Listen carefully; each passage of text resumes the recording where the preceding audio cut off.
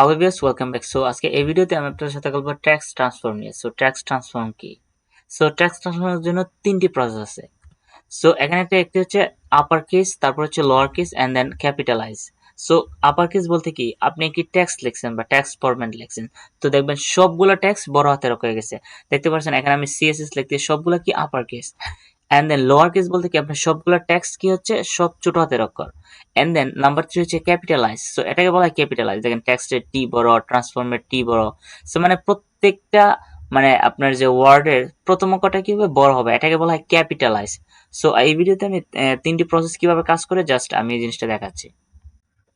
So here am so এখান থেকে যদি আমি কিছু টেক্সট লিখি, দেখেন দেখতে পারেন জাস্ট আমি জাস্ট পি দিলাম। সো পি দেওয়ার পরে লিখলাম যে this it's a paragraph tag বা ট্যাক্স যাই বলে না কেন। সো এই জিনিসটা লেখার পর আমি যদি কন্ট্রোল সেভ করি, আপনি এখান থেকে দেখবেন কোনো পরিবর্তন দেখবেন না। এখনো কিন্তু আমি কিছু করি নাই, দেখতে পাচ্ছেন এখানে কিন্তু this is paragraph tag. So এখান থেকে যদি আমি যেহেতু সিএসএসটা লিঙ্ক করে রেখেছি, সো এখান থেকে আমি যেহেতু পি দিয়ে আমি জাস্ট এটার কাজ করি। আমি যদি লিখি যে ট্র্যাক্স ট্রান্সফর্ম ট্রান্সফর্ম সো লেখার পরে আমি যদি লিখি যে upper case, so upper case লিখে কন্ট্রোল সেভ দিলাম, just not case to this. So আমার এখানে জাস্ট একটি মিস্টেক হয়েছে, ট্রান্সফর্ম হয় নাই। ট্রান্সফর্ম লেখার পরে আমি যদি লিখি যে আপার, সো আপার আপার কেস, সো লেখার পরে কন্ট্রোল সেভ দিলাম। সো দেওয়ার পরে আমি যদি রিডেট করি, দেখতে পাচ্ছেন সবগুলো লেখা কি this is paragraph tag. So সবগুলো ট্যাগ কি হচ্ছে বা সবগুলো লেটার আমার বড় হাতের মানে লেটার হয়ে গেছে।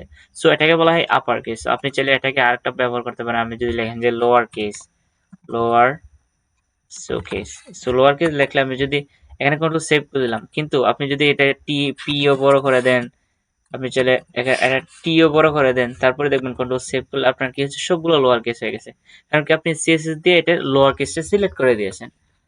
সো এন্ড দেন আমরা লাস্টে কথা বলবো যে কি হচ্ছে সিএস টেক্সট ট্রান্সফর্ম হচ্ছে ক্যাপিটালাইজ। সো ক্যাপিটালাইজ বলতে কি, আপনি দেখছেন এখানে দিসের আমি জাস্ট সবগুলো আমি ছোট করে দিছি, পিও ছোট করে দিলাম। সো পিও ছোট এন্ড দেন পিও ছোট। সো আমি কিন্তু সেভ করলে এখানে কিন্তু আমি কোনো কিছু লিখি নাই।